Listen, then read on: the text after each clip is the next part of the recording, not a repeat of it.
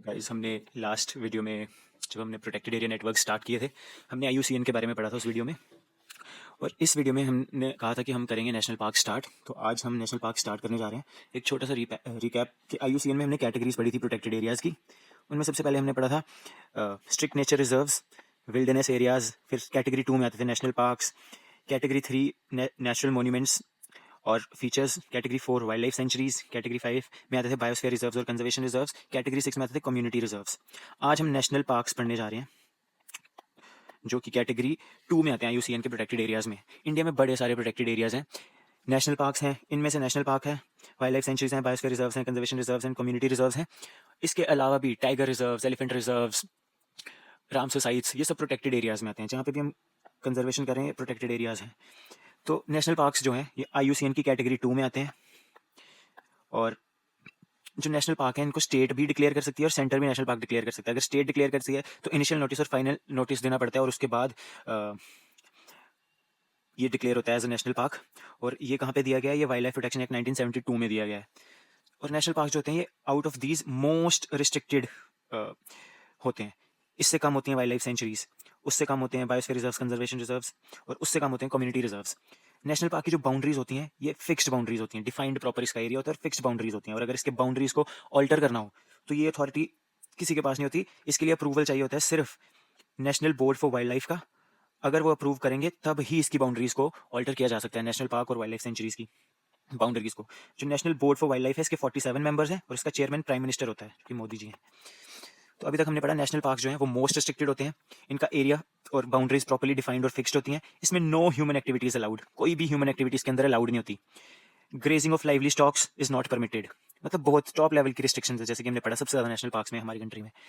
और it can not be downgraded to a wild life sanctuary. अगर किसी area को हमने नेशनल पार्क डिक्लेयर कर दिया है, सेंटर ने या स्टेट ने करके फिर इनिशियल नोटिस फाइनल नोटिस के थ्रू कर दिया है, तो उसको वापस वाइल्ड लाइफ सेंचुरी में डिग्रेड नहीं किया जा सकता, downgrade. Whereas wild life sanctuary से हम अपग्रेड करके उसको नेशनल पार्क बना सकते हैं, लेकिन एक बार बना दिया तो वापस वाइल्ड लाइफ सेंचुरी नहीं बना सकते। ये इंपॉर्टेंट पॉइंट है टू रिमेंबर। इसके बाद हम जो नेशनल पार्क्स वगैरह होते हैं, ऑल प्रोटेक्टेड एरियाज जितने भी होते हैं कंट्री में, सबकी कंट्रोल, मैनेजमेंट और मेंटेन करने की जो अथॉरिटी होती है वो चीफ वाइल्ड लाइफ वार्डन के पास होती है। तो ये भी पॉइंट याद रखें कि who has the authority to control, manage and maintain all protected areas in the country. इसका आंसर है चीफ वाइल्ड लाइफ वार्डन। इसके बाद जो फर्स्ट नेशनल पार्क हमारी कंट्री का था, ये 1936 में बना था फर्स्ट नेशनल पार्क। इसका नाम था हेली नेशनल पार्क, इसको जिम कॉर्बेट नेशनल पार्क भी बोलते थे, और ये उत्तराखंड में है। और अब इसका नाम रामगंगा नेशनल पार्क कर दिया। किस पे? क्योंकि इसके थ्रू एक रिवर फ्लो करती है जिसका नाम है रामगंगा रिवर, जो कि ट्रिब्यूटरी है गंगा की। ठीक है, अब थोड़ा सा वाइल्ड लाइफ सेंचुरीज के बारे में। वाइल्ड लाइफ सेंचुरीज जो है आईयूसीएन की कैटेगरी 4 में आती हैं, इतना तो हमें पता है। स्पीशीज सेंट्रिक कंजर्वेशन अगर किसी स्पीशी की करनी हो तो उस एरिया जहाँ पे वो पाई जाती है उस एरिया को हम usually wild life sanctuary declare कर देते हैं। First wild life sanctuary of the country थी वेदांतंगल बर्ड सेंचुरी, ये तमिलनाडु में, और ये 1796 में बनी थी। ये रामसर साइट भी है। जब हम रामसर साइट्स पढ़ेंगे, आज की डेट में रामसर साइट्स टोटल 85 हो गई हैं, तमिलनाडु में सिर्फ 18 है, सिर्फ तमिलनाडु में ही 18 है, और उनमें से एक ही है जो फर्स्ट वाइल्ड लाइफ सेंचुरी भी थी, और आज रामसर साइट भी है। टोटल इंडिया में 106 नेशनल पार्क्स हैं जो कि पूरी कंट्री का 1.35% एरिया कवर करते हैं, और टोटल वाइल्ड लाइफ सेंचुरी 573 है जो कि 3.76% एरिया कंट्री का कवर करते हैं। और बड़ी सारी 218 प्लस वाइल्ड लाइफ सेंचुरीज बनने की लिए नोटिफाइड हैं साइट्स जो इन फ्यूचर बन सकती हैं। तो अभी तक हमने क्या पढ़ा कि नेशनल पार्क्स की बाउंड्री डिफाइंड होती है, सबसे मोस्ट रिस्ट्रिक्टेड होते हैं नेशनल पार्क्स। ह्यूमन एक्टिविटी जो है वहाँ पे अलाउड नहीं होती, grazing of lively stock allowed नहीं होता, it can not be downgraded to wild life sanctuary. अगर किसी भी नेशनल पार्क या वाइल्ड लाइफ सेंचुरी की एरिया जो कि डिफाइंड होती है बाउंड्रीज, उसको ऑल्टर करना हो तो अप्रूवल चाहिए होता है किसका? National board for wild life का, जिसमें 47 मेंबर्स और प्राइम मिनिस्टर उसका चेयरमैन होता है। National parks category 2 of IUCN में आते हैं। ये कर लिया। उसके बाद हमने पढ़ा कि फर्स्ट नेशनल पार्क जो कंट्री का था वो था हेली नेशनल पार्क, जिसको जिम कॉर्बेट नेशनल पार्क भी बोला जाता था। अब उसका नाम रामगंगा नेशनल पार्क कर दिया। क्यों? क्योंकि गंगा रिवर की ट्रिब्यूटरी रामगंगा जो है वो इस नेशनल पार्क के बीच में से होके जाती है। अब हम नेशनल पार्क्स पढ़ेंगे, अलग अलग स्टेट्स में अलग अलग नेशनल पार्क्स पढ़ेंगे। हम स्टार्ट करेंगे जम्मू एंड कश्मीर से और लद्दाख से। तो जम्मू एंड कश्मीर में जब हम जम्मू एंड कश्मीर की ज्योग्राफी और इसके एनवायरनमेंट के बारे में पढ़ते हैं तो हम पढ़ते हैं इसमें 4 नेशनल पार्क्स हैं। कौन से? दाचीगाम, किश्तवाड़, सलीम अली नेशनल पार्क और काजीनाग नेशनल पार्क। लेकिन जो काजीनाग नेशनल पार्क है अभी वो प्रपोज है, वो बना नहीं है। जब हम जम्मू कश्मीर स्पेसिफिकली पढ़ते हैं तो हम पढ़ते हैं यहाँ पे 4 हैं, लेकिन जब इंडिया लेवल पे हम नेशनल लेवल पे पढ़ते हैं तो जो फाइनल लिस्ट है, जो रिकग्नाइज्ड लिस्ट है एनवायरनमेंट एंड फॉरेस्ट इकोलॉजी जो भी मिनिस्ट्री है उसकी लिस्ट में अगर आप जाके चेक करोगे तो वहाँ पे 106 नेशनल पार्क्स हैं और वहाँ पे काजीनाग अभी नहीं है लिस्ट में। तो जम्मू एंड कश्मीर में वैसे 3 हैं जो नेशनली रिकग्नाइज्ड नेशनल पार्क्स हैं और वो हैं Dachigam national park, Salim Ali national park और किश्तवाड़ नेशनल पार्क। अब हम उनके बारे में पढ़ेंगे और जैसे हम साथ साथ में पढ़ेंगे साथ साथ में उनकी जो इंपॉर्टेंट स्पीशीज़ है वो भी देख लेंगे। तो सबसे पहले हम पढ़ेंगे दाचिगाम नेशनल पार्क के बारे में। दाचिगाम मतलब 10 विलेजेस, लोकल लैंग्वेज में इसका मतलब है 10 विलेजेस, क्योंकि 10 विलेजेस को रीलोकेट किया था तब इस नेशनल पार्क को बनाया था। ये एक्चुअली 1910 में ही प्रोटेक्टेड एरिया था, लेकिन इसको नेशनल पार्क जो बनाया वो 1981 में बनाया। जो इसकी प्रेजेंट फॉर्म जो आज की है वो 1981 में बनी थी। श्रीनगर में है ये, नियर पुलवामा बॉर्डर। श्रीनगर और पुलवामा बॉर्डर शेयर करते हैं, श्रीनगर में है लेकिन पुलवामा के बॉर्डर के पास है। इसके अंदर मार्सर लेक है और दगवान रिवर है।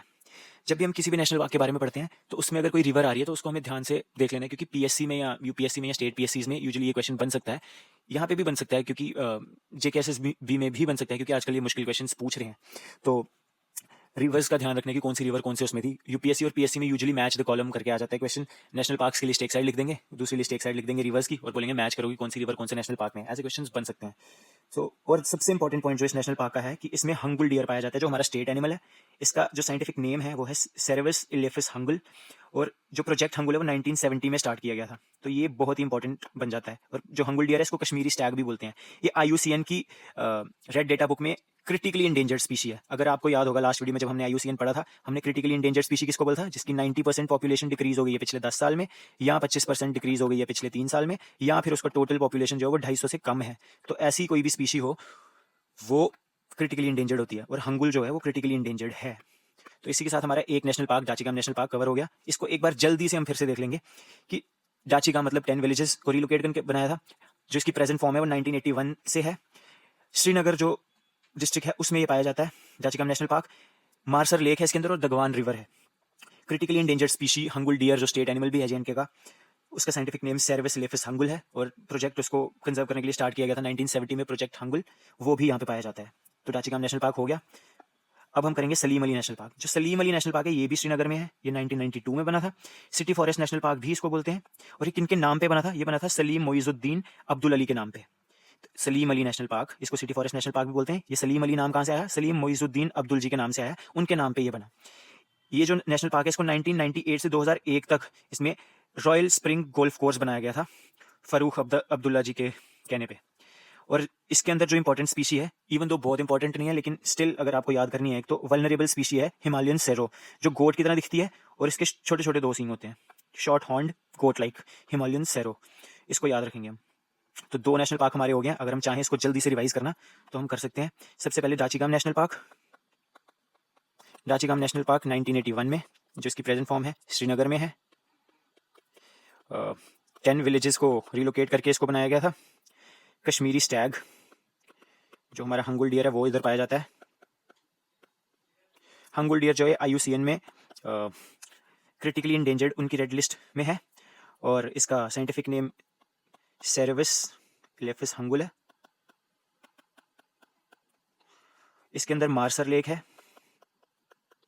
और दागवान रिवर है। तो ये दाचिगाम नेशनल पार्क हो गया। इसके बाद हमने देखा सलीम अली नेशनल पार्क, जल्दी से देख लेंगे। सलीम मोइजुद्दीन अली जी के नाम पे, अब्दुल अली जी के नाम पे इसका नाम पड़ा। ये 1992 में बनाया गया। इसको सिटी फॉरेस्ट नेशनल पार्क भी बोलते हैं। हिमालयन सेरो इधर पाई जाती है, जो गोट लाइक और शॉर्ट हॉर्न्ड है। और फारूक अब्दुल्ला जी ने इसको 1998 से 2001 तक इसमें गोल्फ कोर्स बनवाया था। तो ये भी हो गया डन। अब हम करेंगे थर्ड नेशनल पार्क जो हमारा जेएनके का, और फाइनल नेशनल पार्क जो इंडिया रिकॉग्नाइज नेशनल लिस्ट में हमारी में किया जाता है, वो किश्तवाड़ नेशनल पार्क। और किश्तवाड़ नेशनल पार्क बहुत इंटरेस्टिंग है क्योंकि ये लार्जेस्ट है इन द यूटी। इससे पहले हेमिस नेशनल पार्क था लेकिन वो लद्दाख में चला गया, तो अब लार्जेस्ट इन द यूटी है किश्तवाड़ नेशनल पार्क। ये भी दाचिगाम की तरह 1981 से है। इसके चारों साइड कुछ कुछ ज्योग्राफिकल फीचर्स है, जैसे कि इसके ईस्ट साइड पे ग्रेट हिमालयाज है, इसके नॉर्थ साइड पे रिने रिवर है, इसके वेस्ट साइड पे मारवा रिवर है जो कि ट्रिब्यूटरी है मारसुदार रिवर की, और मारसुदार लार्जेस्ट ट्रिब्यूटरी ऑफ चेनाब है। ये इंपॉर्टेंट पॉइंट बन जाता है। अभी तक हमने 2 रिवर कर दी, एक दागवान रिवर जो दाचिगाम में थी, और हमने मारवा रिवर की जो इसमें है किश्तवाड़ नेशनल पार्क में है। और इसके साउथ में किब्बर नाला। और इसमें एक चीज हमने इंपॉर्टेंट याद रखनी है कि ड्यूरिंग विंटर्स हंगुल डियर जो दाचिगाम में पाया जाता है क्रिटिकली इंडेंजर्ड है, वो किश्तवाड़ नेशनल पार्क की तरफ माइग्रेट करता है ड्यूरिंग विंटर्स। तो हमारे 3 नेशनल पार्क्स जेएनके के हो गए हैं जो नेशनली रिकग्नाइज्ड हैं। ये अभी प्रपोज है काजीनाग फोर्थ वाला, अब हम इसको भी जल्दी से देख लेंगे, फिर एक बार चारों को कर देंगे।